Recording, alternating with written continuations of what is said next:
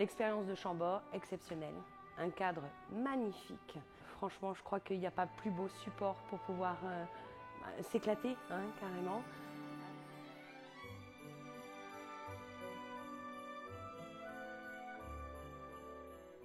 Le but, c'est de leur montrer qu'on peut travailler l'infiniment petit, mais aussi l'infiniment grand et très grand. Ça paraît très grand dans la salle quand on les travaille, mais dès qu'on commence à mettre dans une salle de cette envergure, ça paraît pas si grand que ça.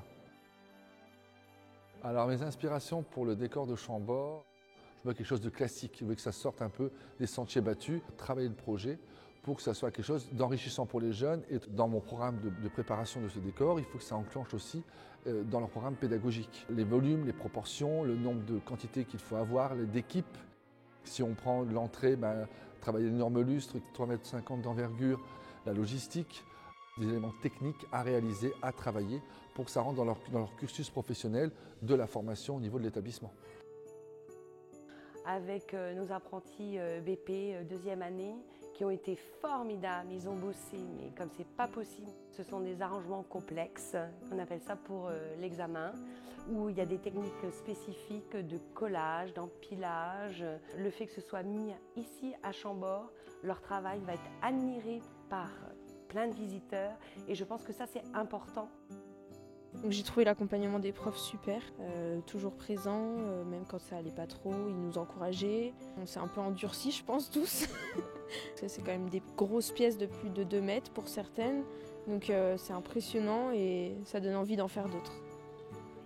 Bah ouais, c'est la première fois que je faisais ce genre d'événement. C'est vraiment quelque chose qui a été vraiment constructif tout au niveau de notre le cursus de notre apprentissage, donc c'est quelque chose vraiment de très très sympa à apprendre. C'est super, Chambord, c'est super.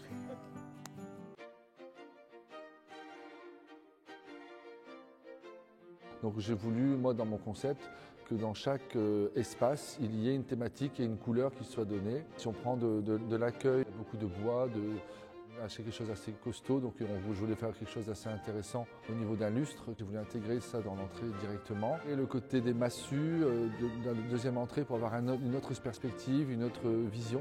Et puis voilà, un côté très végétal avec le travail de pommes de pin, reconstitution, travail au niveau des végétaux. La galerie très solennelle avec un côté un peu blason, un peu de travail architectural, démultiplication d'un même élément mais sur une douzaine de pièces dans les tons crème et doré. La chapelle qui avait un côté beaucoup plus solennel, donc je voulais quelque chose d'un peu plus mystique, on va dire, avec des sapins de Noël revisités, un travail de végétaux empilés, un médaillon qui reflète un peu les énormes médaillons Christi que l'on peut trouver dans les différentes églises ou cathédrales, et des festons de végétaux avec une interprétation un peu particulière, avec des gros médaillons centraux faits tout en boule de Noël. La chambre du gouverneur, celle-ci, par rapport aux tapisseries, par rapport au mobilier, j'avais quelque chose de beaucoup plus traditionnel, beaucoup plus classique, un Noël vraiment chaleureux, donc à base de produits de saison, poinsettia, boules, sapins. Après, on est passé à une salle qui était la première antichambre du roi, où là c'était vraiment une salle dans les tons rouges, travail d'éléments, d'éventail, avec de la boule et des éléments collés.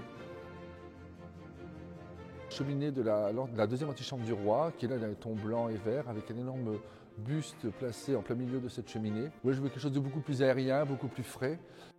La chambre de la reine. Là, il y avait une thématique dans les tons bleus, donc on n'a pas le droit par rapport à la conservation du mobilier du château. J'utilisais des végétaux frais, donc on ne pouvait pas mettre de sapins naturels. On a reconstitué des sapins en retravaillant des thématiques sapins et de branchages que le château nous a fournis. Et on a travaillé dedans beaucoup d'éléments, boules, feuilles, autres, pour recréer totalement un sapin de Noël, mais avec des éléments du château. Voilà, plus d'éléments de décoration. Et enfin, on terminera par la salle de chasse où on a des animaux faits par un taxidermiste. Et nous avons dedans travaillé un côté forêt féerique, enchanté, pour donner un côté plus vivant, entre guillemets, à ces animaux qui sont malheureusement empaillés. Voilà. On a la chance, nous, de pouvoir fleurir ce genre de lieu grâce à l'École des fleuristes de Paris. C'est un peu la consécration, en fait. En tout cas, moi, personnellement, de voir vraiment l'aboutissement d'un travail. On compose, on ne se rend pas forcément compte, et là, le fait d'être dans le lieu, ça nous permet à chacun d'expérimenter. Très fier parce que ça a été 4 jours intenses, on a passé des très grosses journées et tout s'est fait dans une merveilleuse symbiose. Ça, c'était formidable pour moi.